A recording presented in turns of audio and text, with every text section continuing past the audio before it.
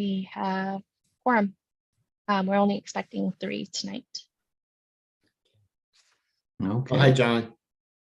Hi, the link in the email didn't go. Sorry about that. I found it on the website. Armin, are you able to turn on your camera? There he is. You're muted still. Hi, yes, I'm here. Good evening.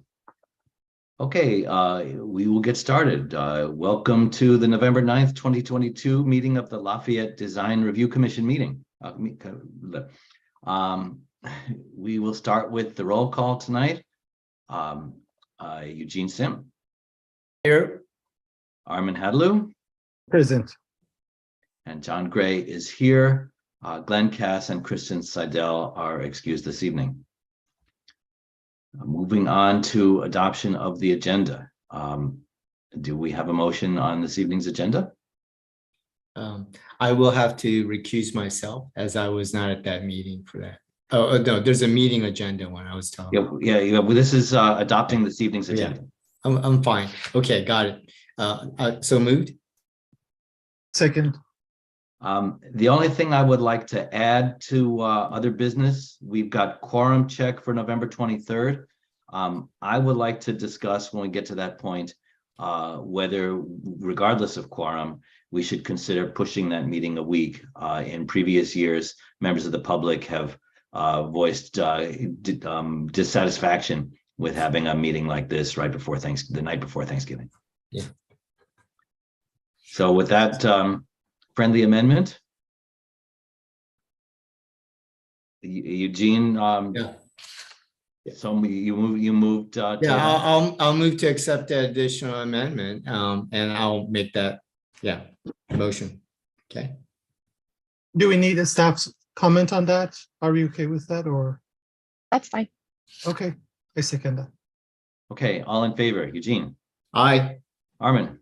Aye. And John is aye. Thank you. The next item on the agenda is an opportunity for public comments for items not on this or an upcoming Design Review Commission meeting. Nancy, is there anybody who would like to speak with public comment? If anyone would like to make a comment on items not on the agenda, please press the *9 function or raise your hand. I see no hand raised. Okay, thanks, Nancy. And next on our list is the consent calendar. The only item on that is review and approval of the October 12th draft meeting minutes. Now, I was not present at that meeting. Eugene, did you say you were not either? Correct. So I don't believe we have a quorum for that, so we will have to postpone that to our next meeting. Okay, moving on. There are no study sessions this week. We have one continued public hearing, and that is for MS 502-20, L03-20, and DR 25-19, Miramar Mount Diablo Boulevard LLC, for the property known as Lafayette Lane at 3462 and 3470 Mount Diablo Boulevard. Nancy, would you like to start with your presentation? And you're muted.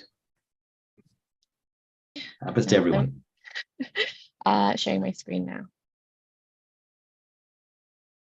The item before you is the design details for DR 2519 et al. Per the approval resolution condition number 19. At the October 26th meeting, DRC instructed the applicant to provide better visual representation of the building facades to understand building details and depths, such as showing louvers and lines on the siding. DRC also provided feedback on refining building 5's facade. They addressed this by adding more windows to the area in red. Another comment was to redesign exterior roof stairs to further open the facade to eliminate fire-rated openings. No changes were proposed in the design details. And another one was to reintroduce an additional step back on the south sides of buildings 3 and 4. After some further review of past plan sets, it appears that significant setbacks were previously proposed and reviewed by DRC and PC on in the November 12th, 2020 meeting. However, a subsequent meeting with PC, Chancellor, and Public Art on December 7th, 2020 saw modified plans introducing massing on the 4th floor on both buildings 3 and 4, but still providing an offset in the terrace area. The plans that the applicant provided most recently shows a similar massing configuration shown in blue, but with a slight increase in the massing. As you can see, there's reduced terracing on this southern side. The applicant is not proposing to reintroduce that setback that was previously reviewed in November prior to City Council approval. And so these are side-by-side renderings, or not renderings, elevations of the council approved plans, the previous plans, and the current plans. And this is also shown in your staff report. Staff's recommendation is to review the project, provide feedback, and continue the matter to November 23rd for the applicant to make design modifications requested if there are any, and for staff to prepare an approval resolution. And this concludes my presentation. I'm available for questions. Okay, thanks very much, Nancy. Commissioner, questions for Nancy? No. None further, and thank you very much, Nancy, for clarifying the design history of the iterations with that the setback at the south end of buildings 3 and 4. So with no further questions for staff, we can open this to applicant presentation. I am promoting Perry Hariri, Annika Weaver, and Brenna Weaver.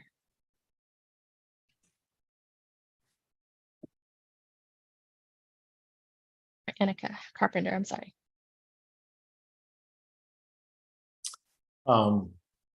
Commissioners Gray, Sim, and Hedlu, good evening. Good to see you again. We're back in front of you again. I'm just going to do a brief introduction. Thank you, Nancy. Nancy pointed out the main areas of concern. We believe we've addressed those tonight. And especially the terraced area, we have better presentation materials, better renderings that can clearly show that, especially on buildings 3 and 4, we meet the original design intent and the effect that we're trying to achieve with the setback. We're going to show, our architect's going to show that the additional reduction in the setback is absolutely necessary to get a marketable, functional floor plan. If we don't do that, it's really going to impact that unit, because we hadn't really designed those units at the time we submitted the project. And once we got into the building design, the floor plan design, and the stacking, we realized we absolutely needed to push that floor plan out a couple feet to make that floor plan usable, really, in the living area. I think we've addressed the other issues related to the elevations and enhancements of the materials and the embellishments to make it a little more appealing. What I think I want to emphasize tonight, we really cannot push this project out. We're prepared to make all design modifications if necessary tonight, right here. As most of you know, we're in a really difficult real estate development environment. Interest rates are making projects really difficult to pencil. Construction costs are high, mortgage rates are high, and many projects are being abandoned or suspended or mothballed. And we have to get this project submitted to the city this year to avoid the new building code. If we have to do the new building code, this project will not happen. We're going to lose substantial time and the costs are going to increase. So we absolutely need to get this resolved tonight. We're prepared to make any changes we need to right now. We got to get this submitted this year. And if we Now, with pushing it past Thanksgiving, we're very concerned that's not going to happen. So we really got to get this done tonight. So with that, I'm going to pass this over to Brenna and have her kind of walk you through the changes we've made to address your comments from last time. Great. Thanks, Perry. So I'm going to start off by just orienting us to the project site so we're all familiar with it. Here is Mount Diablo, if you guys can see my mouse, and we have First Street on the left-hand side. In white is our project. Just a reminder that we're talking about 4 of the residential buildings, building 2, building 3, 4, and 5, as well as we have the Commons amenity building right here. Building 1 is not in our scope of work, and MOB office building is not in our scope of work for the discussion tonight. And then just again, this images that I had up earlier, orienting all of us. This is Mount Diablo right here, and this is First Street right here. And so we wanted to show you guys a bird's eye view. It was mentioned at the last meeting that we had with you, and we definitely agree that seeing the project from this point of view, I think helps us all understand the architecture a little bit more. We can see a lot of variation that exists in the facade, as well as variation in the roof line. You can also see the rich materials we are using. We'll look at them in some other images as well, but we have siding in both the lighter tone and the darker tone. We have standing seam metal panel, which is in these center portions of the building. We have stucco in various colors. So we have our accent colors of the blue and red is stucco. And then we also have stucco used in a slightly different manner, which is the white here. And then we have strong reveals and the white stucco. Our roof is also a standing seam metal roof. So I think this image gives you a good view of those materials and the variation within the building. And I think also, as Perry mentioned, and that Nancy mentioned as well, is we have the setbacks of the building are very apparent in this view. So you can see that the intent of removing a big chunk of massing from the building is able to happen. So next up, we wanted to talk a little bit about the paseo. So this is a view if you're standing in the middle of building 3 and 4 and you're looking back towards building 2 right here. And there was some discussion last time that or concern about the paseo that runs through the building looking too much to a street. And I think this perspective really gives a good sense of how active this space can be and how the landscape is envisioned to be very lush in these above podium planters and create a very inviting environment. I think this rendering also helps depict the materials more thoroughly. So you can see the horizontal siding that we're proposing.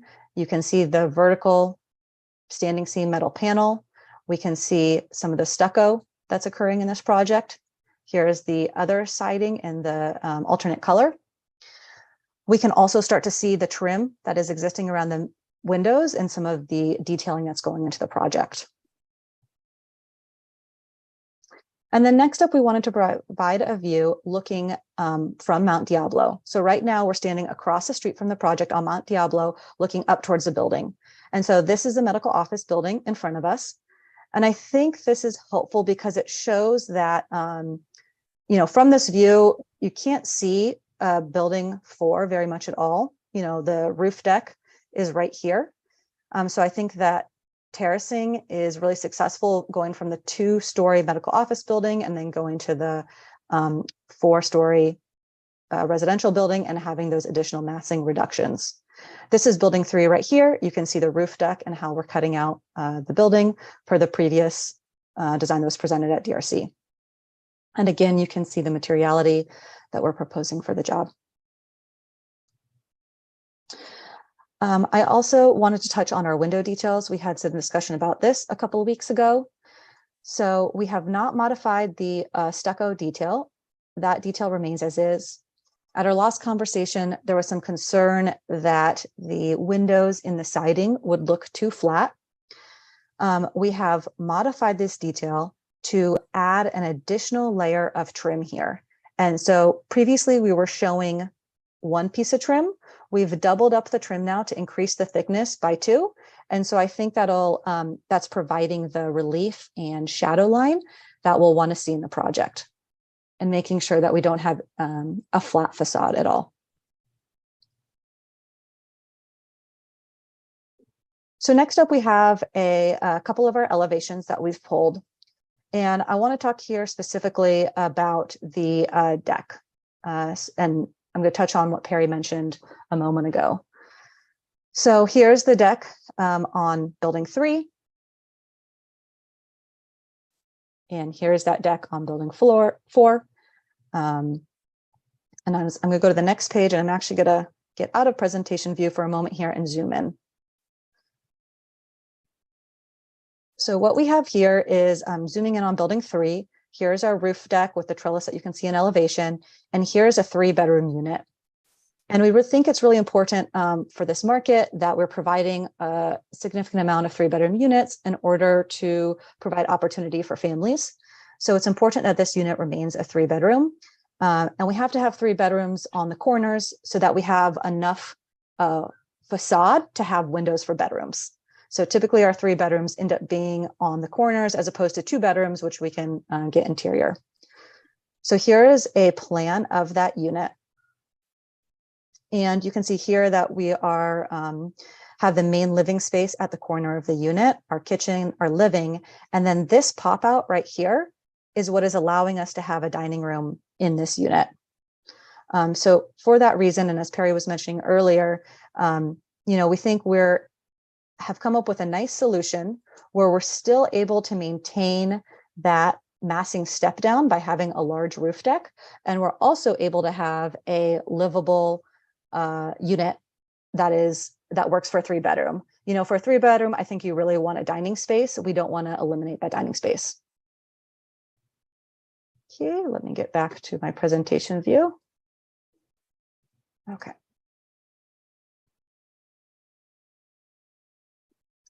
And then as Nancy touched on as well, we looked at the building 5. There was some concern that these stairs had too blank of a facade.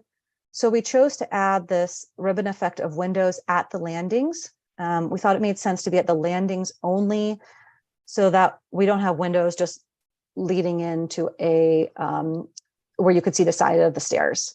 So we have windows on kind of mirroring either side of the courtyard here. So with that, I'm going to turn it over to Annika, and she's going to talk about our landscape a little bit. Good evening.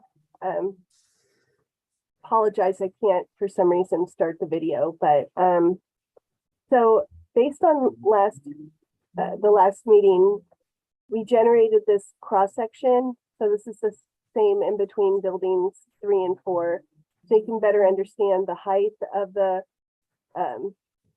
raised planters and the plant material and their relationship to the building and just the scale of the whole place.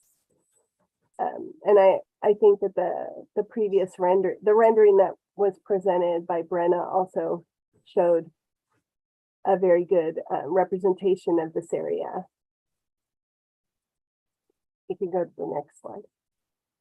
And so we also added color. This is a plan that we introduced at the last meeting to show the fencing across the frontage along Mount Diablo Boulevard that was going to screen the above grade utilities. And we added some realistic plantings based on our planting plan to show you more of what that was going to look like. Next slide. And I wanted to go over some of the changes. So most of our changes actually have occurred per the landscape have occurred in this use space at the end next to building 2 and between building 2 and 1.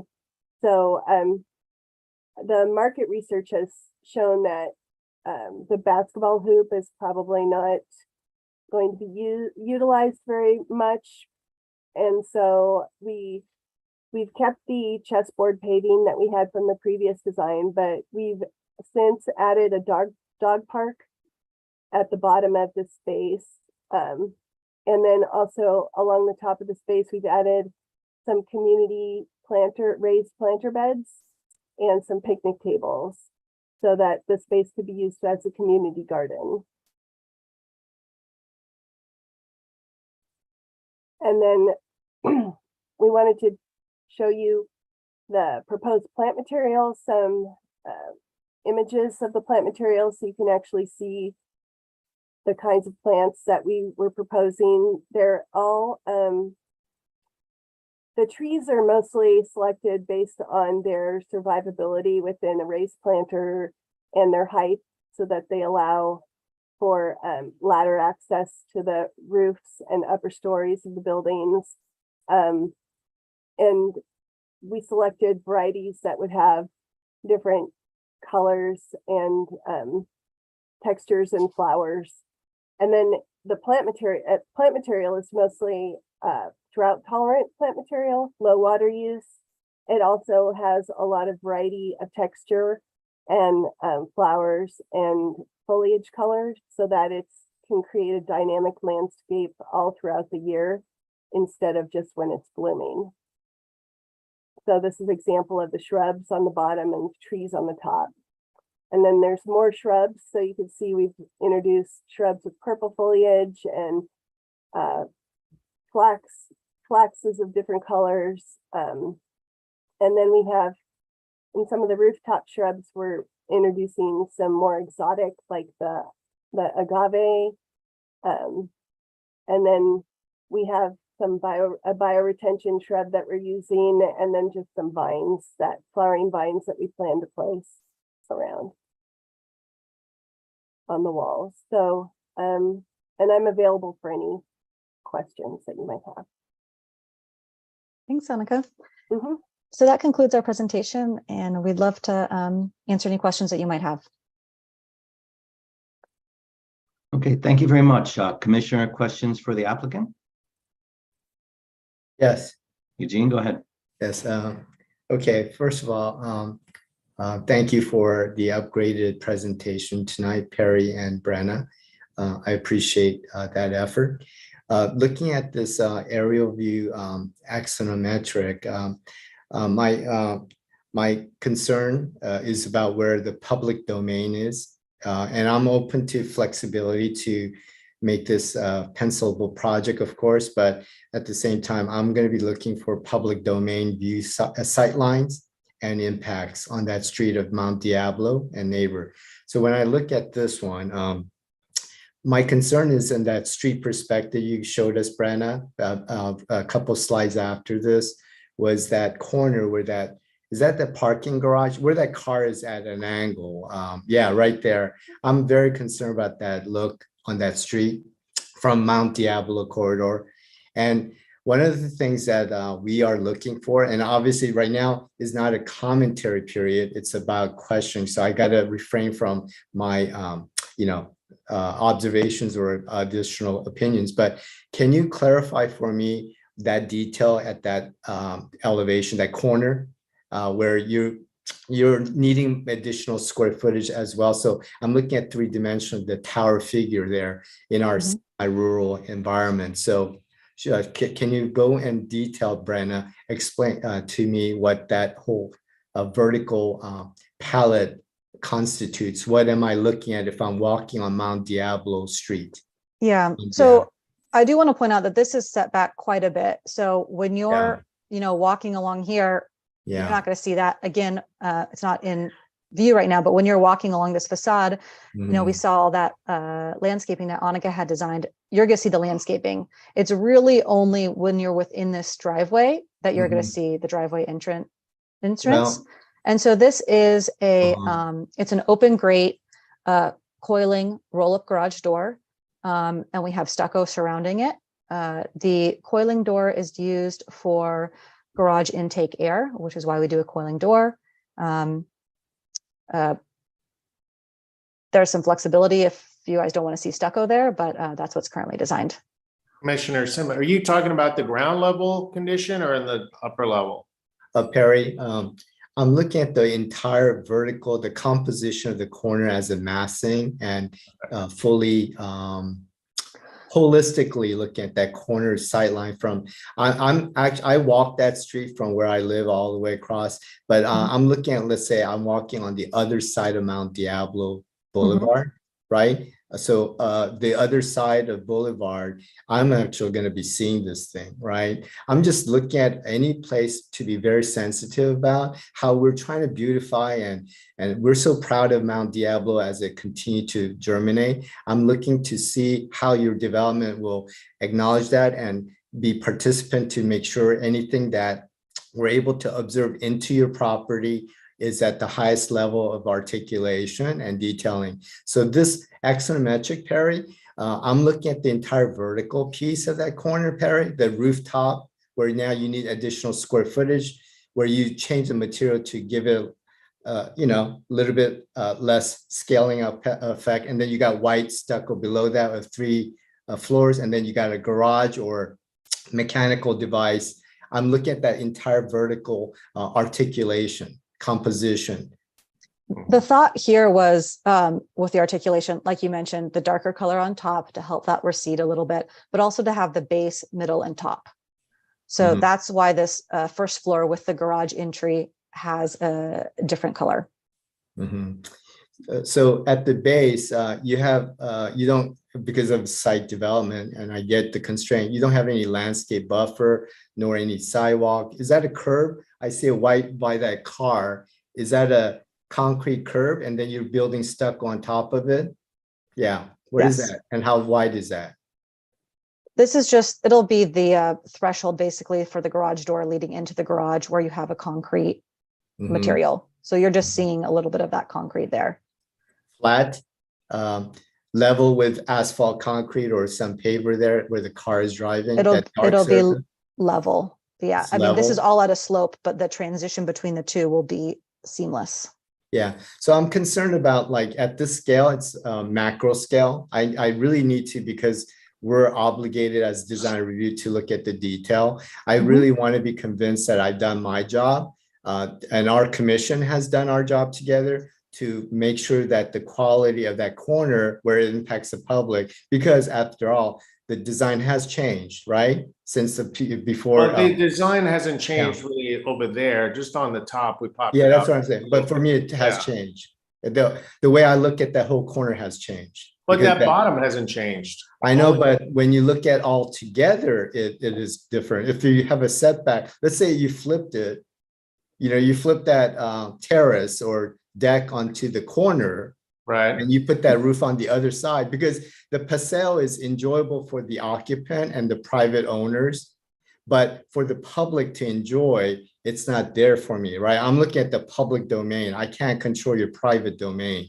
So Eugene, can I suggest we try to stay to questions for the moment? yeah, okay. I'm asking a question about details there. So I'm still asking that same question. So can you get me a closer up elevation and maybe a street view that you had, Brenna?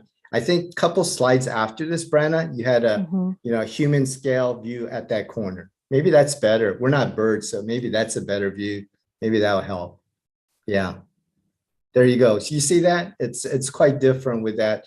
So no opinion, just looking at this, you know, you make it clear, Brandon. The bottom is stucco, and then you have some kind of garage door with ventilation grills. Is that right? Okay. It's just the garage door has some perforations within it. Okay. And then above that is what material again? Above that? This is stucco. Right. And then above it? And you transition to a stucco, but we have it differentiated because these lines here are 1 inch thick reveals. Okay. Providing Horizontal some texture. expressions. Okay. And then above that? This is siding that's painted a dark brown color. Okay. With a vertical pattern? No, those are horizontal. Horizontal siding. as well? Okay. Is there a little setback into that detail there where it transitions to that penthouse? There'll be a piece of trim here to transition into between the stucco and the siding. Can you recede that back a little bit by a couple more inches? I just want to give a, you know, the design intent was we always wanted a setback there. We understand where you had to do something like this. Is there a way that you could set it back? Well, let me just ask you a question. It's flush right now, right? It's flush, Okay, yes. These are okay. units that stack, and so we want our framing to stack.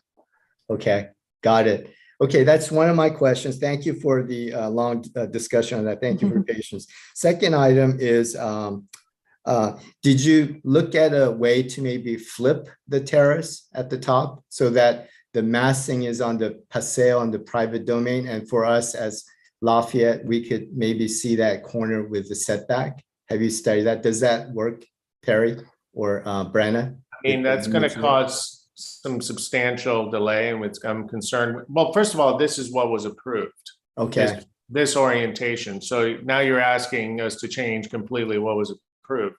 So this is what was approved. We'd like to keep Can I this. interrupt with just a clarification, please? Yeah. The design that was approved by City Council had a setback, and Nancy can correct me if I'm wrong. I believe it stepped back, was it 9 feet from where we're showing white to where we're showing brown? Nancy, is that correct on what was approved? Let me double check, but I believe It did That's have. probably I believe it was, The City Council approved drawings did not have a continuous 5.5-story facade right there. I think that what Perry was referencing is the large roof deck was on the interior. Yeah, facade. that's on correct. the interior. So we're talking about the pop out. We explain why we need to go out another 9 feet or 8 feet to make that living room livable. You're going to make that unit not livable for a 3-bedroom corner unit on the penthouse when it doesn't have a dining room. I think we can do some enhancements to make the same effect, but you're really killing that unit. You're really causing a lot of harm to the floor plan by having a setback that you can achieve the same look. I mean, you have the deck, you have the balcony, you have the terrace. It has the same design intent. That corner, we can probably play around with the material, maybe set it back a foot or two. Just when you weigh the risk benefits, you're going to cause a lot of damage to that unit in an already fragile environment for real estate. You're really causing a lot of damage to this project. We can't do that. We need that so we can have a dining room for a 3-bedroom unit on the top floor. I don't think it's materially different. I was gonna say too, I wonder if, you know, we're trying to use this darker color to help that top floor recede. I wonder if there's a way we could add maybe a trellis over the garage entries that is similar to the trellis that's being used at the roof decks to kind of establish that base of this corner a little more and bring some architectural definition to it. And then that starts to maybe get that variation in plane, at least lead the eye to understand that variation in plane. I mean, that sounds good. I mean, it does cause some variation. It does bring the eye down low. Is there anything we can do on the top there, Brenna? Short of going back 9 feet?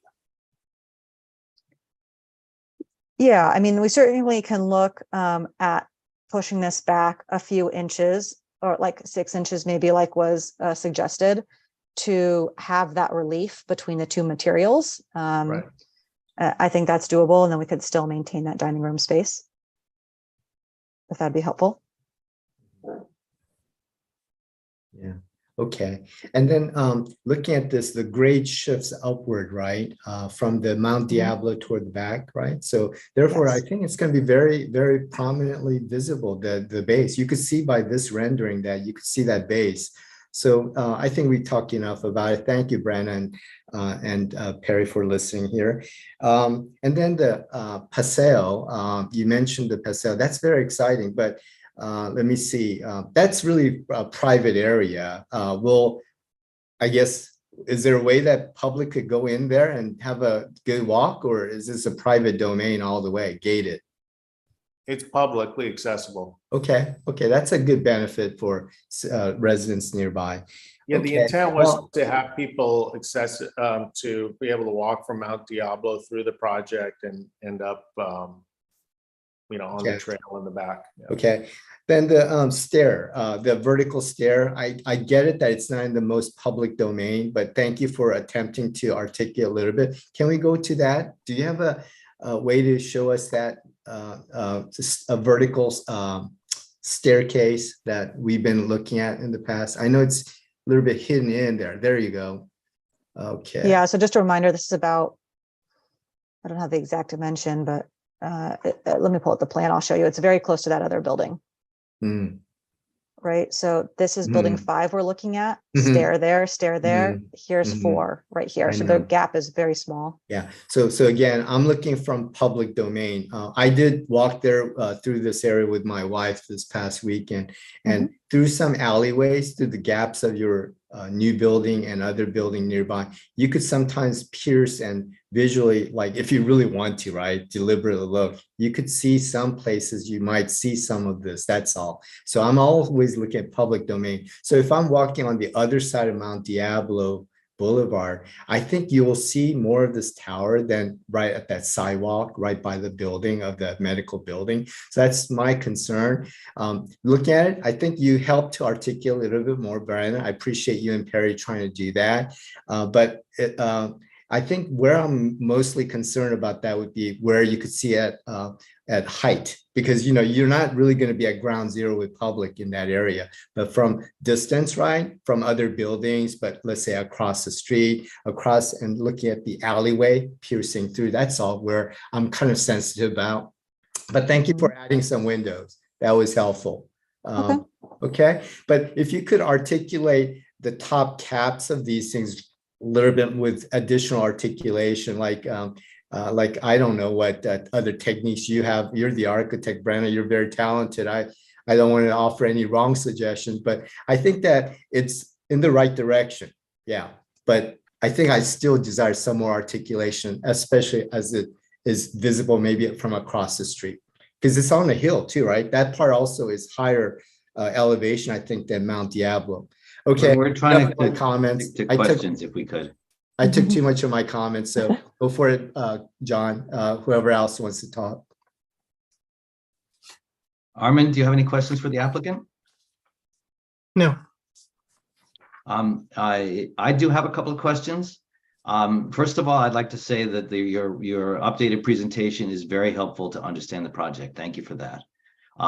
The street level view that you showed us, that is kind of straight down from that bird's eye, certainly helps us understand the project. Building 4 is largely concealed in this view. Do you have a view that shows the extent that you would see of building 4 if you're further to the west on Mount Diablo? No. Or if not, can you help me understand that somehow with your drawings? Yeah, I think because our thought was through the driveway, you do see the most when you're standing, because you're asking like about from over here on Mount Diablo, right? Do you see building 4 to the same extent that you see building 3? You will see from here? You will see it, but you will see less of it, primarily because you can see here on the medical office building, there's a roof terrace, whereas on the west side of the medical office building, it has another floor. So that conceals more of the residential level. So you can imagine if you're standing over here, we have some existing retail. It's not as high as a proposed medical office building, so it will not block as much. And so you will be able to see those upper levels. And I imagine that when you're standing over here, it's the same kind of concept as the street view we presented, where this portion of the building kind of falls away. You're really seeing just the corner top couple stories of building 4. So the retail buildings that you're showing in gray to the west, do those pretty well block the bottom story and a half of your building 4? Yes. Okay, that answers that question. Thank you. Can we look at your updated window detail sheet? Oh, sure. Okay. So my question for you is there any reason you could not, in your siding details, the lower 3 details, match the setback of the glass that you have with the stucco? Yeah. So part of the reason we do this is because to be able to turn that stucco in both a jam sill and head condition is easier to do. At a siding condition, what you end up having is, I don't know how to put this, like a small, strangely cut piece of siding that you have to stick in there. And so it's a detail that does not look as clean. We thought doubling up on the trim achieves that same shadow depth that we're looking for and doesn't have a finicky piece of siding stuck in here. Can you tell me the horizontal dimension between the face of your trim and the face of the glass in each of those details? Yeah, so it would be just under 3 inches. So you're saying, so it was 1 7/8 inches, and you're saying it's a full, roughly additional inch, Roughly an additional inch, yes. and the recess on the other one, if you zoom in so we can read the dimension, is twice that. Yes. But Uh, again, the stucco has a tendency to read flatter than a material like siding. I think that rendering of the Paseo does a good job of showing like how you start to get the texture of the lap siding. If you wanted to achieve a greater setback of the glass facade, could that be accomplished with an extruded aluminum trim cap that's part of the window system, rather than, and which would cover the piece of siding that you mentioned? The window manufacturer that we're looking at doesn't provide that. But we could look into a detail where you could do a extruded aluminum piece there. It wouldn't be integral to the window, but it would be like a separate little flashing piece that we could use. Yeah, I see. Okay, thank you. I did not have further questions. So with that, we can open the meeting to public comment. Members of the public have an opportunity to speak for up to 3 minutes with comments on the project. Nancy, anybody raising their hand? No hands are raised right now.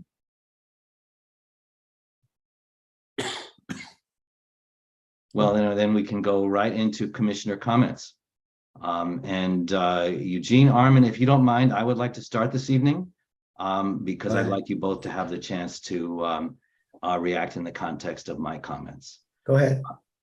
I'll start by saying, I think in general, this is a good project. I would like to see it succeed. I think it provides needed housing for Lafayette in a great location. And I think it has been mostly improving over the time that we've seen it. I have one concern, and it's a significant one, and it's the one that Eugene started to talk about, and that is the southeast corner of building 3. It's 5.5 stories of uninterrupted rise, visible to our public street.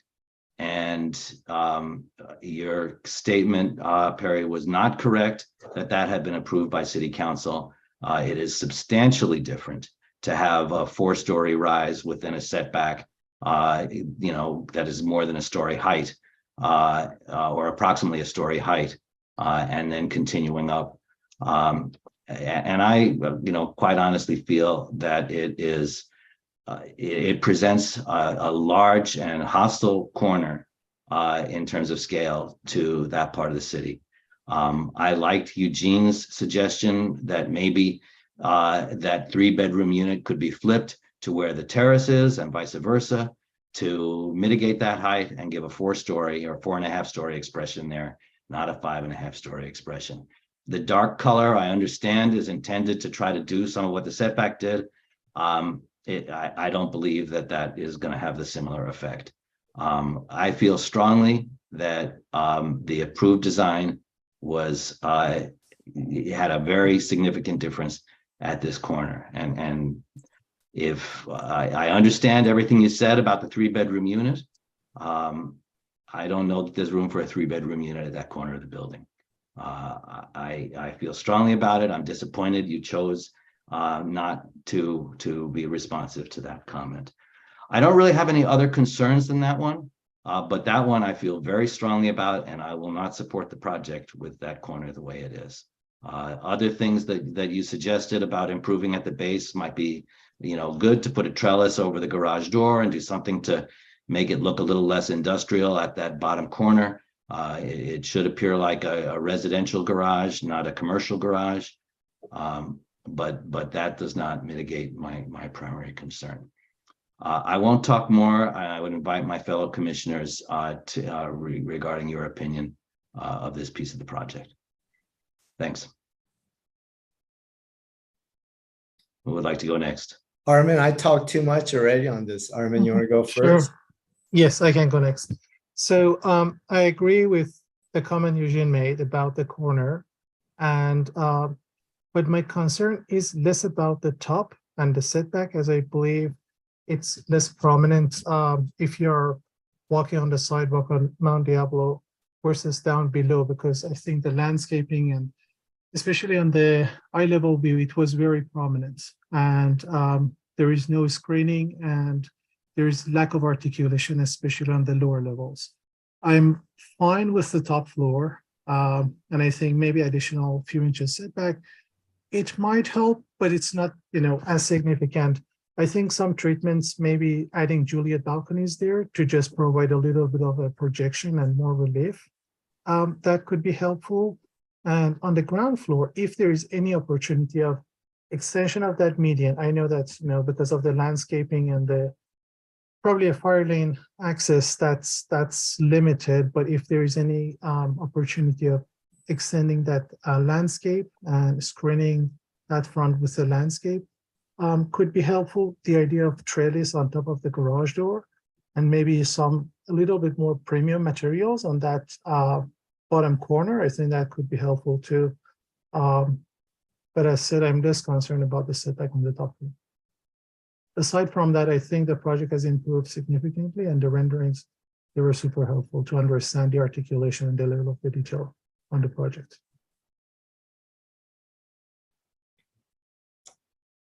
Okay. Thanks, Armin. Eugene, go ahead. Yeah, thank you, John and Armin. I think I already talked to a lot on this matter. I'm with John on the concern of that corner of the building number 3. First of all, I need to also, like John and Armin has said, we need to compliment the applicant, Perry and Brenna, for following through on higher level rendering as well as the depiction to allow us a more transparent way to honestly evaluate and give feedback in our final review time. So thank you for that.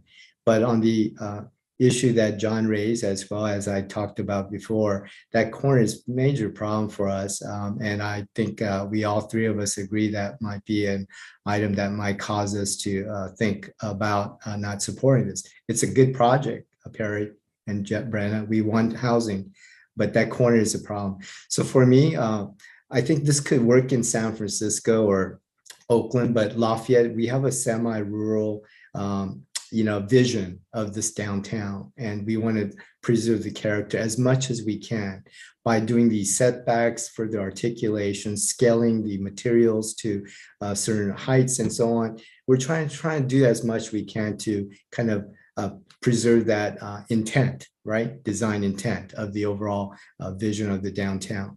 So looking at that, the corner just would, right? I think it would offend our community that we approve something like that in the corner, and that would really haunt us as we go forward. So again, I'm open-minded, but the unit at the top, as John mentioned, it's very difficult for us to think that, by an inch or so, you could articulate something different. Maybe Brenna is so talented, she might be able to do that. But I think it's a significant gesture you have to have at the top in order for us to be open-minded about this, right?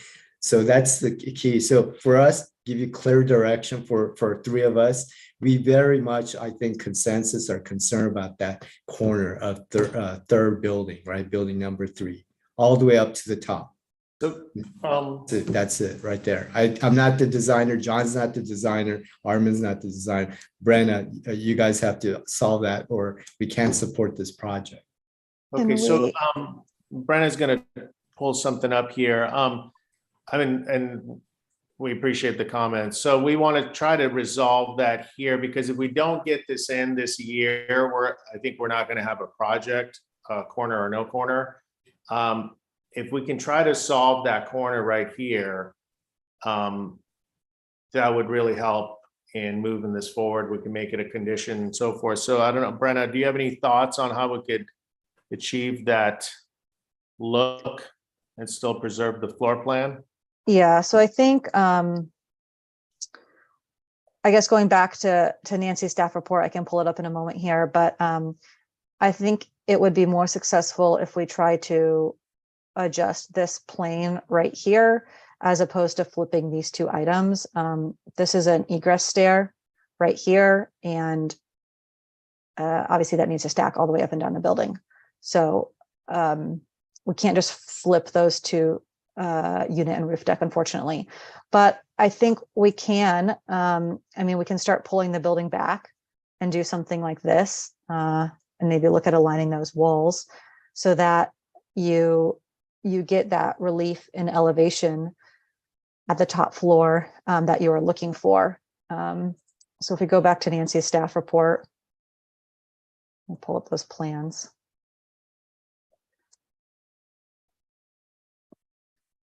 So you can see that she mentioned before, it was like the 9 feet that was pulled back. And we have the 3 feet right now. So we can pull the whole facade back to that 3 feet, and have that be one flat facade across, similar to what was proposed at this previous DRC hearing. It wouldn't be quite as far as the 9 feet, but I think it conveys the intent of having a step back at that level. It's an additional 3 feet. Is that what it is, Brenna? Yes, it was, let me go back to the plans. Sorry. So basically this whole portion right here is 3 feet that would be taken off the building. In order for us to respond and react to this so that we can either resolve it tonight, because we really want you to be successful, right? But we also are here advocates for our community. I think the previous iteration had the corner articulated where the setback was 3-dimensional. So when we do this 2-dimensionally, I think that in all fairness to you, Brenna, and your talent, we may not be able to fully resolve. But if you look at the prior scheme, it actually chamfered in the corner as well. Look at the one that Nancy showed us, the previous iteration. There, right. You're going to need to do that kind of articulation. There can't be just a cookie cutter. Here's a slice of it, right? I think in all fairness to your design as well, Brenna. And and I think we can definitely maintain that, right? Because if we, so like we can modify this a little bit. You're So gonna have to do kind of like that, this could come back and we go like that. Yeah.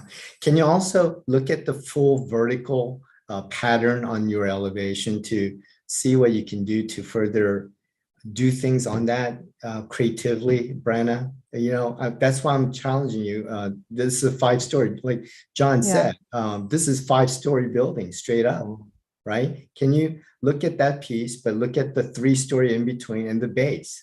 Look at it all together. Make it iconic, man. This is your signature piece, Brenna. Let's get something nice in that corner for all of us, huh? And for Perry. You probably sell better if you can do this better, Perry, if that corner. Well, I think we like Commissioner Hadlow's suggestions on the ground floor to add some trellis and landscaping and some materials to kind of differentiate the ground level there. And that'll break it up considerably. It helps, but it's still flat, right? So anyways, John and Armin, I don't know how we're going to resolve this tonight, but we definitely, 3 of us, right, John, we have concern. All right, we don't have it resolved here tonight. Simply just pushing that brown plane back 3 feet and leaving everything else the way it is.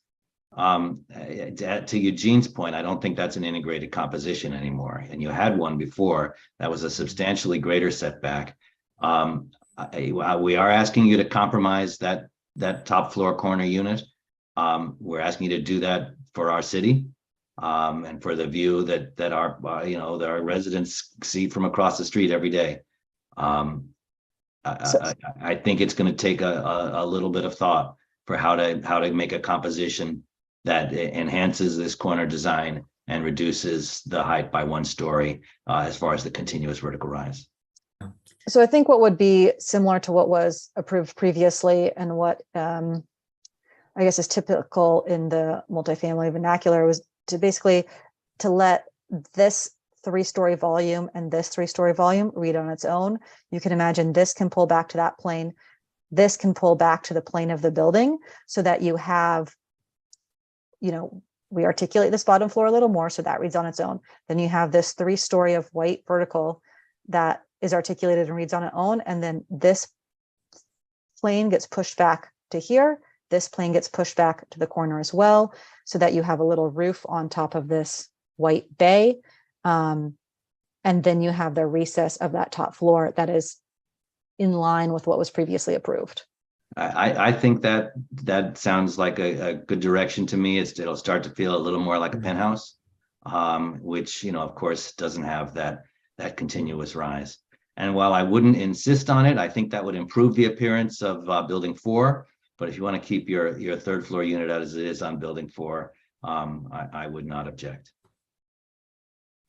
You're talking about building number 3, right, John? Great. This is building 3 that we're looking at, isn't it? Yeah, 3, not No, 4. building 4 is the mirror image of it on the other I side. gotcha. That I has the understand. same type of corner unit on the top Right. floor. Right. I think Understand. you would improve the design to do Mhm. what we're talking about on building 4. Mhm. That's the same as building 3. Right.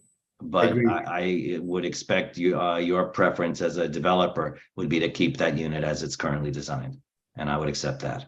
Mm. Mhm. Any other opinions on that one? Oh, that sounds fair. That sounds reasonable from our perspective. I don't know Okay. about Perry or. Yeah, no, I mean, we're happy to do that if we can kind of approve it conditioned on this and your review of this without having to go through another hearing. I mean, we'd agree to that right now, to make these changes that we talked about, subject to your review and Nancy's review. Enhance the ground level, do as Brenna described above, and try to get this in, because I'm really concerned if we don't get this in now, we're going to miss the code cycle and this whole thing is. Yeah, I get the code cycle. I'm up against that in my own work. Yeah, Mhm. we got it. We understand, Perry. Yeah, so, yeah. I mean, is that something possible that it can be conditionally approved and we can follow up probably early next week with a revised rendering showing what we're discussing for you guys to approve, as opposed to waiting? In until my the week- opinion, yes. If my fellow commissioners agree, I think we could, with staff and maybe one of us, do a separate meeting as a condition on follow-up.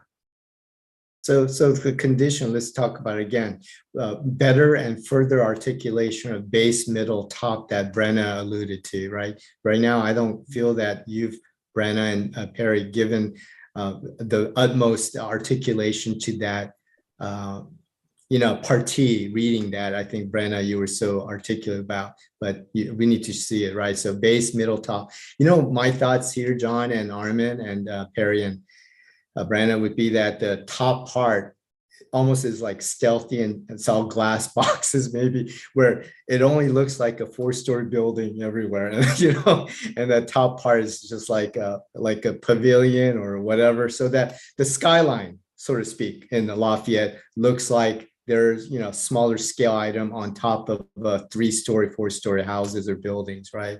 That reflects my thoughts on the other building that other commissioners may not be as sensitive or thinking that is as important. But I felt that tower is being discussed because it's hidden. That staircase is hidden. I get it in plan, but I do think that you're going to still see the skyline, the top parts of it. And that's where I am about making sure the skyline articulation, which Brenna talked about, the top, right? There's base, there's middle, and the top. The top part is where visually we're going to see in the community. Make sure that piece is well articulated. All right. So that's what I would say, is that this corner, right, John and Armin, I'm okay with what John said. We can maybe have some kind of a provision for one of us or two of us to be below quorum, to meet with staff and Perry and Brenna to further look at and detail out what has been directed through this commission meeting. And then also for me, I would like to add on, I want to see the skyline, the rooftop, the parapets, and the towering towers that go up and punctuate through this, generally speaking, about a 3-4 story development, that those are well thought out, visually sighted to make sure that we don't make a mistake where they may appear in the skyline of Lafayette, not thought through. I think that all makes sense and is reasonable. So Nancy, is there a mechanism by which we could do this? Kind of through a couple iterations with the commissioners, with Commissioner Sim and Hadley and Gray, kind of after this meeting? You're muted, Nancy. Yes, if you have some preliminary iterations, I can send it separately to the commission for feedback before the final approval. I just want to remind the commission that this still does need an approval resolution, so it would need to go back to commission for that vote. Unfortunately, there's no approval resolution ready at this point, so it would need to come back. Just want to let Perry know there's 2 more meetings till the end of the year, so it is possible to get it approved before January. Okay, so what we could do is between now and the approval vote, kind of iterate with you a couple variations, right? And have the commissioners check it out. And then maybe at the next meeting, you have an approval resolution, right? Which is going to be, I guess, the December one. So to Eugene's point, we cannot review things as a whole commission outside the public process. I would say, I don't know now if we're below, if 2 of us are below a quorum, can 2 of us review this and it would not be considered requiring a public hearing? Believe so, but I can double check. Yeah, below If you quorum. could, I think Eugene and I are volunteering. Thank you, appreciate it. Thanks, Chair. I mean, honestly, we would like to see this project Yeah. succeed. Yeah. And there is just this one element of the project that we're just not comfortable with yet. Yeah. No, I appreciate that, and it's been constructive, so I think we can make it look really good. I have faith in Brenna's team. Perry and Brenna, I know that our topic is not about that medical office building tonight, but do you have like a particular vision of what kind of building it is? Is it a glass building? Is it a box with punch openings?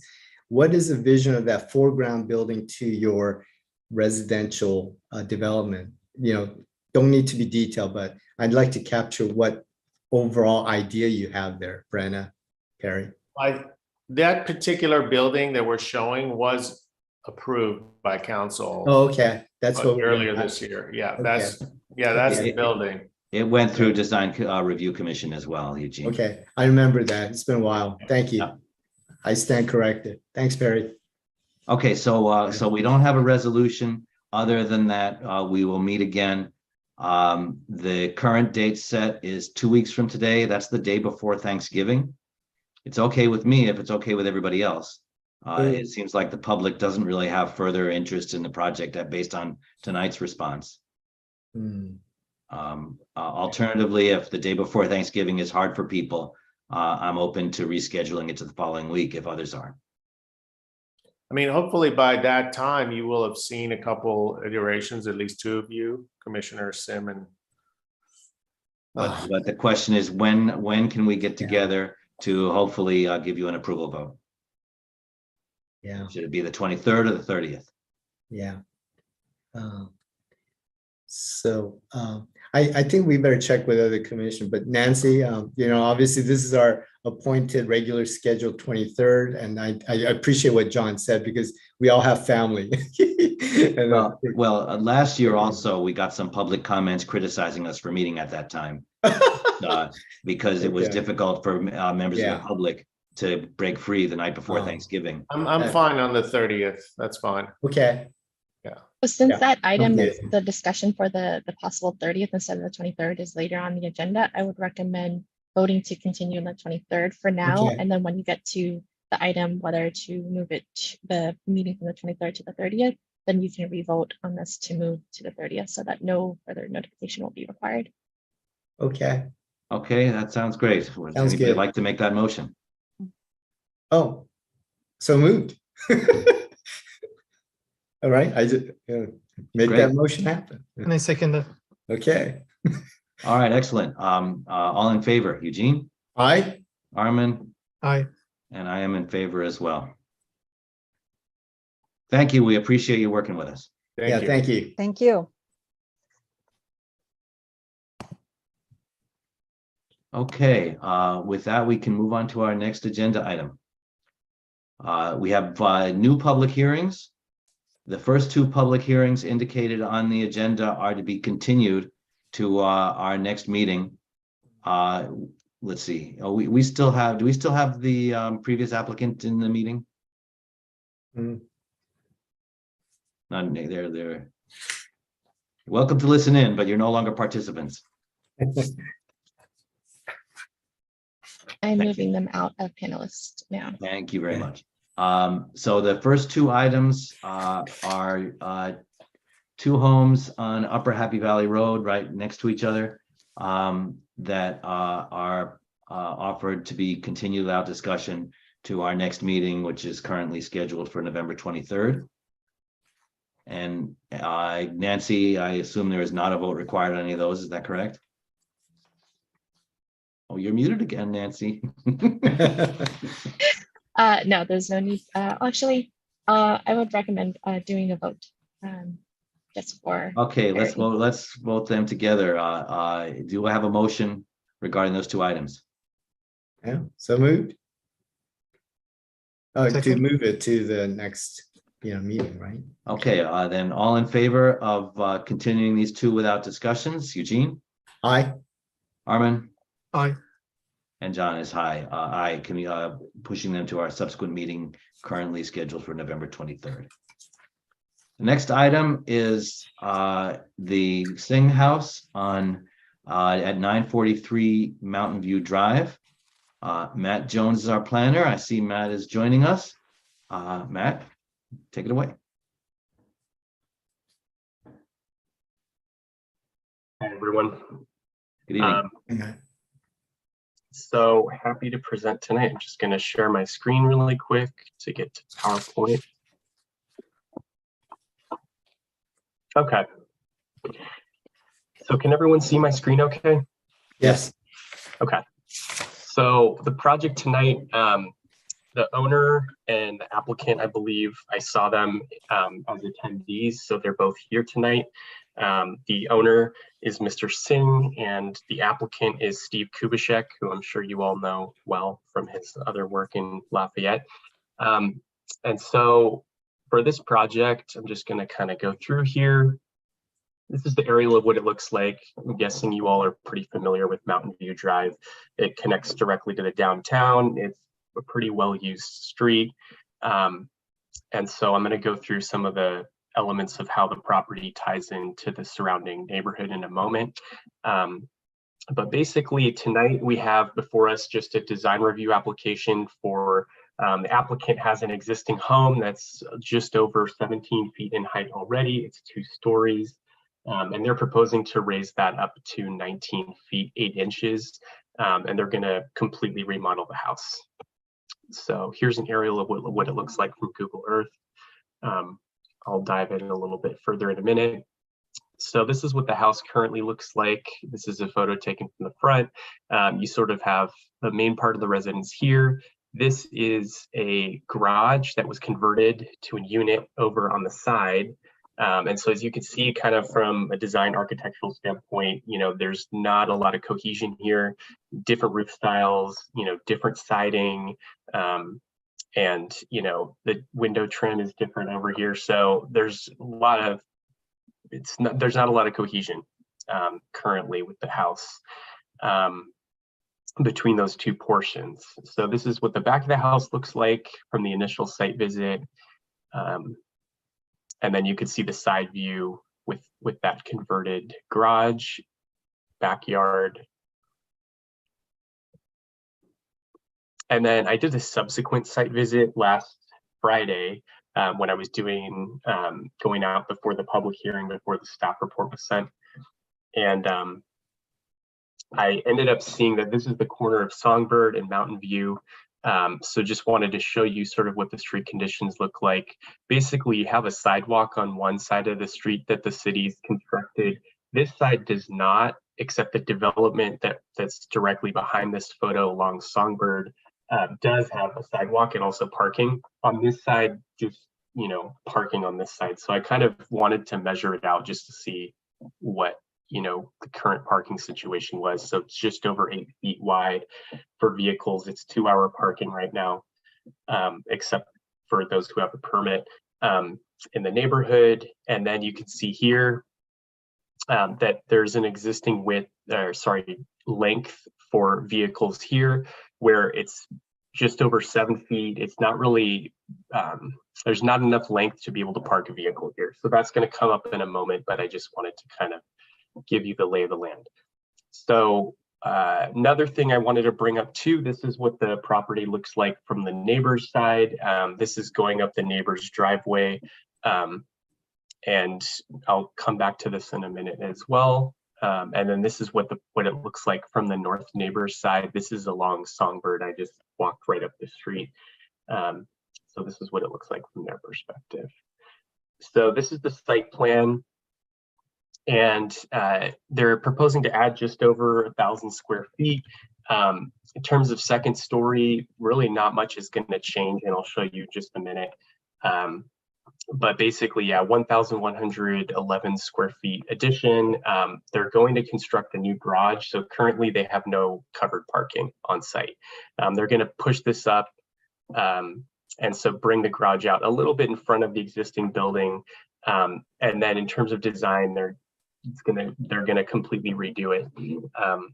Interesting thing about the zoning here, it's zoned multifamily townhome residential by current zoning and general plan.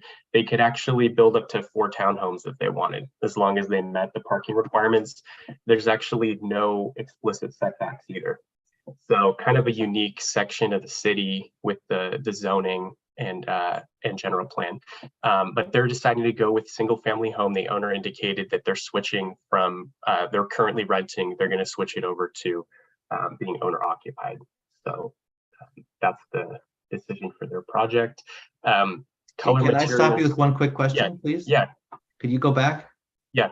So you said there's no set, this drawing shows a 20-foot setback, but you're saying that the zoning does not include the 20-foot setback? Yeah, as far as I could tell from the zoning code, this code does not prescribe any setbacks. So that might just be based on what was assumed to be a required setback but it's actually not required. Okay, thanks. So for color materials, here's what they're proposing. Pretty subdued colors overall, bronze gray for the most part. Going to go with composition shingle roofing. So basically that extra 2 or so feet that they're going to be adding, they're not really changing their second story. They're just, the reason for that change is they're just redoing their roof. They have basically a mostly flat roof for this portion. This section, you know, has that composition shingle, but they're going to integrate the roof a lot better, just completely redesign the home. So this is what the elevations look like. And like I said, they're going to be changing it all to stucco. Right now, it's kind of a combination of different styles to better integrate the home. Happy to go back to design, but from a staff perspective, there's several different things that I wanted to touch on in my presentation today that were reflected in the conditions of approval. One of them involves drainage and grading. There was a plan that was submitted to the city. This is a screenshot of what it looks like. One of the things that came up was that the neighbor to the south, you know, submitted comments to the city. Those were included with staff responses as an attachment to the staff report. Basically, it was twofold. The one of their main concerns was drainage, and they just, you know, described existing conditions of what it's like during rainy season, that they've had major issues from this property and also from the property behind their home. This is at 941, which is the property down here. The neighbor's name is Leonard. He said that he's received, you know, a bunch of water from this property and from this property. So he wanted to know what they were going to do to, you know, improve the drainage, and I said, well, they're submitting a drainage plan, and our engineers are really thorough. He'll review it and make sure that it's not going to affect your property. So after he submitted his comments, I went on site to talk to him, went back and spoke with our engineer, Matt Latrop, and he said, okay, maybe what we can do is add a condition that requires them to tie directly into their storm drain line for all the drainage that they're adding on the south side of their property. Like, they're already going to be doing some work here. They can just pick that up at the same time. So, spoke with the owner, and from my understanding, he seemed okay with it. Spoke with the neighbor, he seemed okay with it. So that's going to be one condition that we're adding. That's condition number 27. Can I ask a question on that? Yeah. And I'm sorry, Yeah. if you don't mind a little dialogue rather than waiting until the end, just Totally. while this is in our mind. Yeah. This is really engineering rather than design review commission as far as all the drainage goes. I know groundwater recharge is always a concern, and preferred to do groundwater recharge when possible, as opposed to just getting whatever rainwater lands into the storm drain. But if it's surface flowing to a neighbor's property, that's not groundwater recharge either. I would just ask that the condition consider whether a drainage structure as part of this could more effectively do groundwater recharge and still keep water from flowing onto the neighbor's property. Okay. Would you like me to? Okay, so I guess it sounds like that's a recommendation being made for modifying the condition. After consultation with the city engineer, I would suggest maybe this should be modified. Okay. It's not my expertise, but I just hate to see all of our rainwater just end up in the storm drain in the creek, as opposed to back in the ground if it can. Okay. I'll also add that maybe there's an opportunity to tie that in, because there's another condition for permeable, or for adding a landscaping plan. Maybe there's an opportunity there to dissipate some of that over landscaping. That's something that the engineers sometimes will suggest for applicants to do. Yep, definitely. Thank you. Go ahead. Okay. So that's the comment regarding drainage. Regarding grading, after reviewing the report, I saw on the bottom here the earthwork quantities. They were listed as 45 cut, 45 fill. So to me, it's, the way that the threshold works for the city, it's cut plus fill. It gives you the threshold for grading. If it exceeds 50, it needs a grading permit. So I put as a condition number 30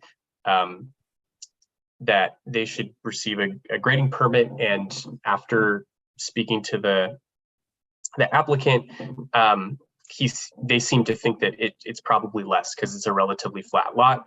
Sent it over to the engineer, Izat Nashashibi, and he got back to us and said, basically, it's 45 total. He made a mistake. And so with that, staff is recommending removing this condition so that they don't need to go through that process, since the engineer has in writing that it's less than that he made an error, and that's why it triggered the grading permit. So just wanted to flag that, and I'll be coming back to it at the end of the presentation too, when I summarize kind of the changes to the conditions. So here's the first story floor plan. I wanted to touch for a moment on the ADU. This was something that came up when I visited the site on Friday. I needed to spend some time to check to see if the unit was legal. And I checked in with the county building division. I just found out from them as of yesterday that it is not, that it was an illegally converted garage. And the owner claimed that this was an existing condition when he purchased the home. And he and the tenant who I met with, when I did the site visit on site, both of them independently confirmed that the unit's not occupied. So that led to the city staff speaking with city attorney to just clarify some of the conditions to make sure that, we're covered. There's a provision of state law that is called, I believe it's SB 330, that doesn't allow local jurisdictions to reduce the number of dwelling units on a site. And if this had been considered legal, it would have gone from 2 to 1, and it would have been in violation of state law. And so because it was illegally constructed, city attorney said that it does not meet that criteria, and it's just essentially a 1-to-1 rather than a 2-to-1. So I just added a condition, and I'll bring this up at the end when I summarize them, but I added a condition to just indicate that the city, this existing condition that's being shown as existing, if the city approves this project, that it's not going to, obligate the city to say that this is an approval of the ADU.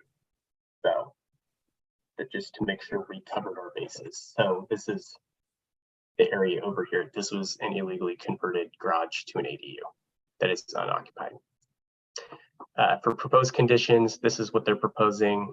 And I showed it to you on the site plan. They're adding a 2-car garage back in, expanding some of the area back here. And then if you look on the second story, I just showed kind of existing versus proposed. There's essentially no change, limited to almost no change to square footage or footprint area overall. And so the change would be relatively minimal for that. So I don't know how you would want to do that. I'm getting to the part of my presentation where I have like going through the special conditions that are being added for the different that are summarized in the report, and also a couple tweaks that I made after speaking with the city attorney. So if you would you like me to go through those now, or would you like to talk about some of the other elements first and then come back? What would you prefer? I think this is in your presentation now, and we'd like to hear it. This will also give the applicant, when they come on, a chance to understand your thought process and respond to it. Okay, thank you for the direction. So for the special conditions, and the conditions are attached to the staff report. So one of the conditions, and the conditions also that are special conditions, are outlined in gray typically. Number 25 about the encroachment permit, I didn't include that in here because that is technically a standard condition. I just modified it slightly so that staff would flag that as definitely necessary. Condition number 26, basically, we're asking them to reduce their driveway from 35 feet to 20 feet. The reason for that is, the city engineer thought it was excessive to have 35 feet. Not necessary. It's going to increase impervious surface on their lot, and it's also going to reduce the amount of space that you'd have to park outside. So if you look at the site plan, I'm going back. Yeah, so this current area here, we'd want to reduce it down because there's basically a telephone pole right here. And as I showed you in that picture earlier, there's only about 7 feet to be able to park a vehicle. If the city requires them to reduce that by 15 feet, you could get, at least 1 car in there, which would increase the amount of available public parking.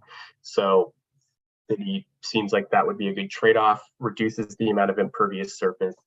And the other thing is the engineer had some issues because there's a state law that's coming into effect where basically if you have at least like 50% impervious surface added or replaced as a percentage of the total lot, it'll trigger some increased requirements per the state. So he was trying to get out in front of that with the applicant to say, look, this is a way for you to reduce your impervious surface on your lot, and we can pick up public parking. So that's why this staff included condition number 26. For 27, related to what I talked about earlier, so I won't spend as much time on this one, but basically we're trying to get them to reduce the amount of stormwater that could be pushing onto the south neighbor on their property. So open to talking about how we might want to, how you all might want to modify some of those conditions as you see fit. For condition number 28, this condition was requested to grant a 4-foot easement to construct a sidewalk. I think I showed you in the aerial photo earlier, but this is maybe a little bit better image of what it looks like, 1 lane each direction, this side of the street does have a sidewalk, and then this one does not. It only has parking. This is an opportunity for the city to essentially get that extra right of way that would allow them to construct a sidewalk. If you look further down this way, when this development happened up here on Songbird, city was able to get that right of way and construct a sidewalk to help connect to the downtown and get the parking at the same time. So figured this was an opportunity to do that. And there's some language in different plans and policies from the city that say, you know, development can be a tool to be able to acquire that right of way that's needed to help build out the walkways in the city. Condition number, and oh, by the way, I just wanted to say these ones that are saying revised to, that's going to come up in a minute. There's several conditions that were added by staff based on legal consultation. So just wanted to specify why that's in there. The next one, just to submit a landscaping plan. The reason for that is the 15-foot reduction in width for the driveway that's proposed. Staff wants to be able to have the applicant propose landscaping to replace that, something that integrates with the rest of the front yard. There's already existing landscaping throughout the site, but just to make sure that it's a little more cohesive. So this is, yeah, these are, so there's 3 proposed changes to the existing conditions. This one, ADU, would be the new condition of approval number 1. It would slide in under, and I'll bring this in here so you can see the track changes version. So it just says approval of this permit does not constitute approval of the conditions shown as existing with this approved plan set. Basically just so the city acknowledges that it's not approving an ADU that's illegal. This is number 13, and this is the section of the government code I stated earlier. There's an additional provision in there that says that low and very low income homeowners require compensation and 6 months to relocate if construction of a house requires them to move. So city staff met with the renter. Adding it will ensure that the city and the owner comply with state law. So this is the language, and there was a portion added here that it needs to be done prior to applying for a building permit. The city is going to be like the enforcement sort of regulatory body on this per the instruction of the attorney. So I just added that additional clause at the end here. Staff added that clause to help comply. And then the last one we already talked about, just to strike the condition number 30 that requires a grading permit. So then lastly, the full recommendation is DRC adopt DRC resolution 2022-13, subject to revised conditions of approval, that adds number 12 about the ADU, adds number 13 about California state law, removes number 30 about the grading permit. And that concludes my staff report. Happy to answer any questions you might have. Well, thanks very much, Matt, for the thorough presentation. Commissioner, questions for Matt? No. I interrupt you with a couple. Thank you for bearing with me. No further questions. So with that, we can invite the applicant to make a presentation. I will be promoting Stephen Kubicek and the owner, Mr. Singh.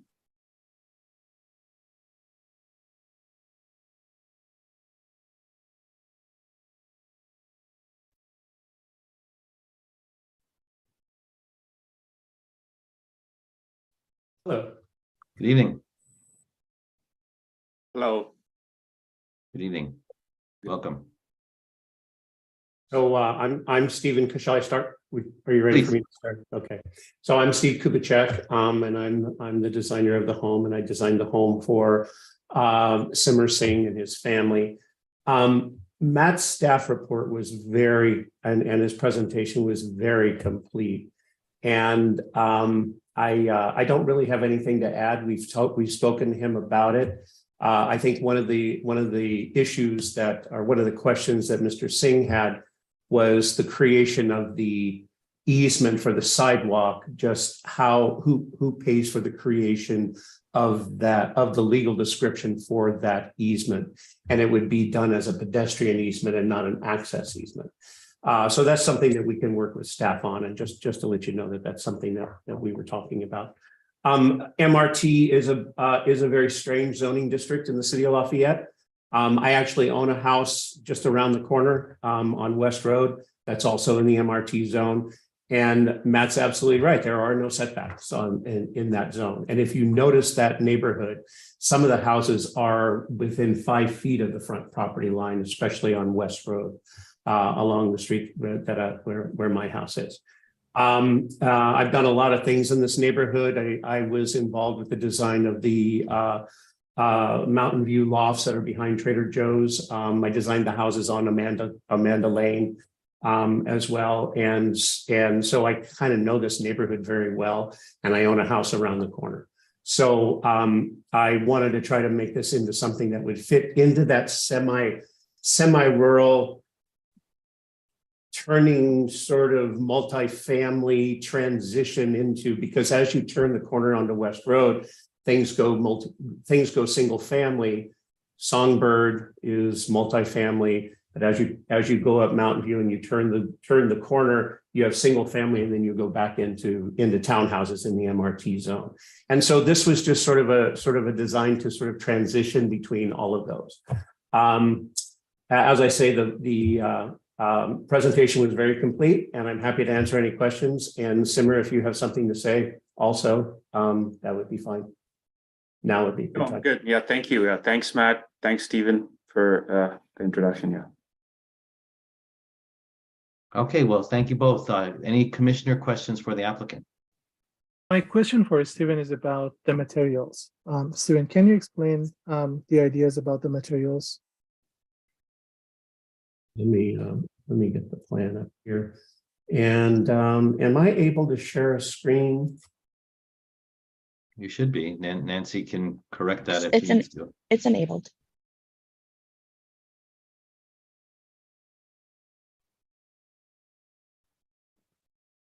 Can you guys see that okay? Loading. There it is. Okay.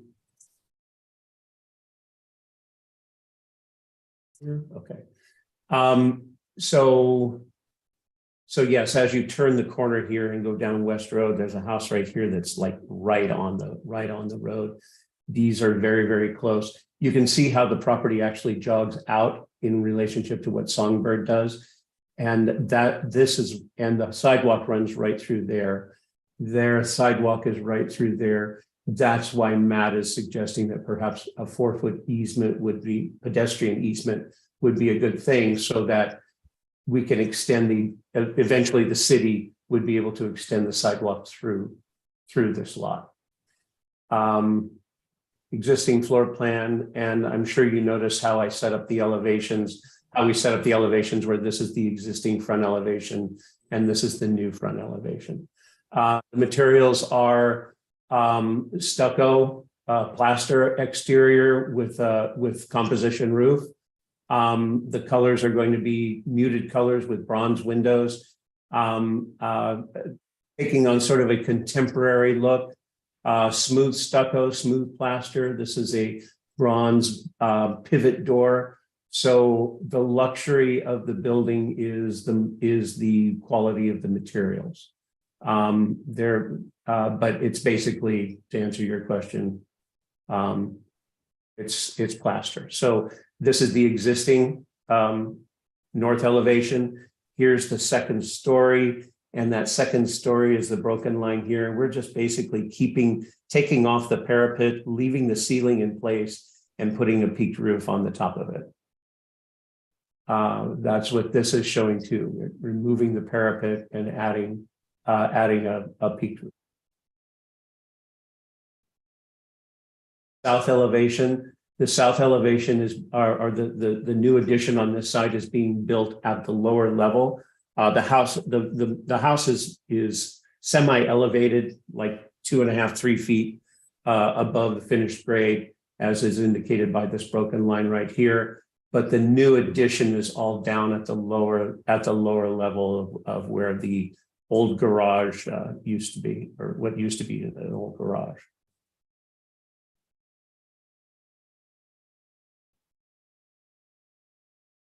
Thank you. Any other questions, Armin or Eugene, for the applicant?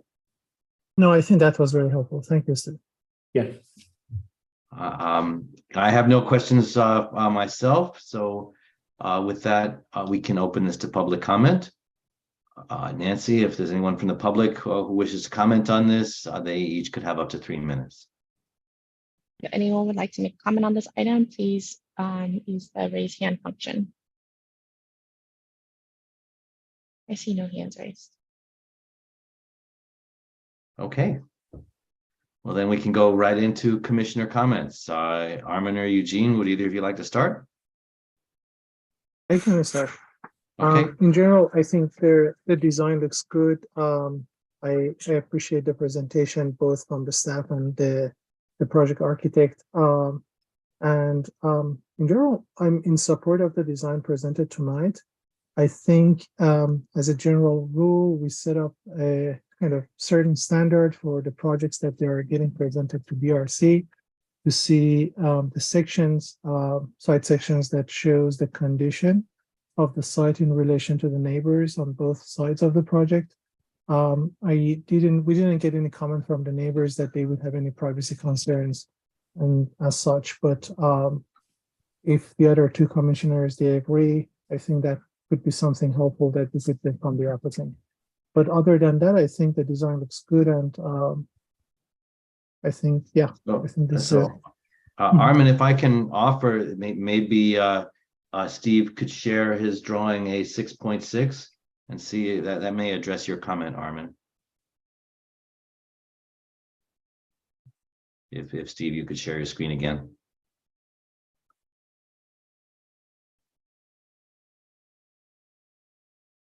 6.6. Can you see that yet? You're flipping to it. There it is. Yeah, right. Were you looking for something more than this, Armin? It does. No, I think this is good enough. Given that kind of how simple the site is, it's relatively flat and not major constraints. I think this satisfies. Yeah. Okay, thanks very much, Armin. Eugene?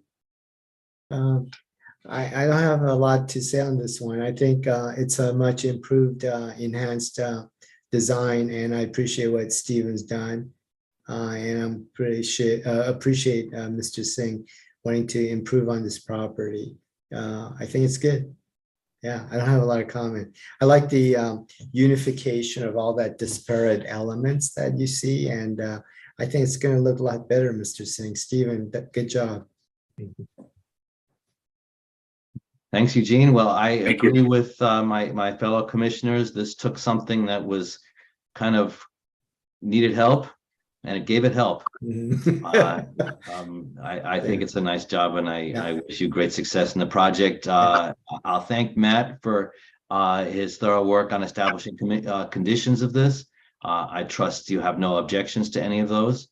And with that, I think we are ready for a motion. I make a motion to approve the project. Subject to the conditions that staff has outlined. Right. And I'll second that motion. Okay, very good. All in favor, Eugene? Aye. Armin? Aye. And John is aye. Very much. Thank you. There's a 2-week appeal period that I know you're familiar with. Good luck.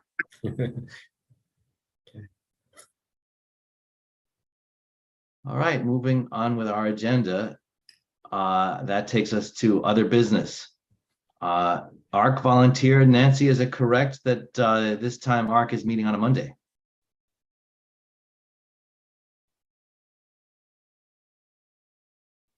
Yes. Armin or Eugene, are either of you available at that time? I am not. Not on Mondays. What time is it, Nancy? It's usually at 9:30. Oh, I got a weekly meetings. On Unfortunately, yeah, I can't make it either. I wish I could help out. with Glenn not here today. Nancy, if you don't mind, I'd suggest you reach out to Glenn and Kristen and see if either of them are available. But Mondays are pretty well impossible for me. Yeah. Will do. Okay, moving on to our quorum check for November 23rd and potential reschedule. I will meet either November 23rd or November 30th, as everybody else would like. Eugene and Armin, what's your availability those 2 days? I think November 23rd is tough. November 30 would be okay.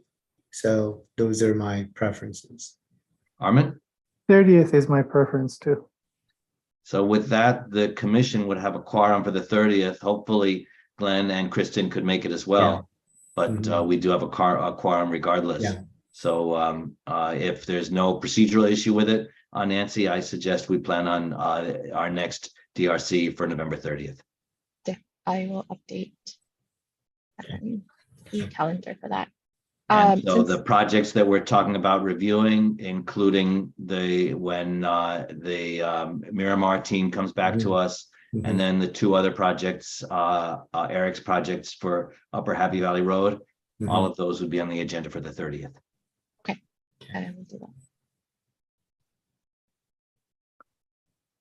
Very good. Then when we have the opportunity for commissioners' reports next, anything further? No. Just happy Thanksgiving if we don't see each other before Thanksgiving, John and Nancy and Armin. Happy Thanksgiving. And Matt's still with us. We can say the same to you. Okay. Thank you, Staff Cindy. liaison report, anything? All right, then we are done. We may adjourn. I thank you all for meeting this evening, and we will see you in 3 weeks. Okay. Thanks, Chair. Thank you. Happy Thanksgiving. Bye, guys. Happy Thanksgiving. Bye-bye.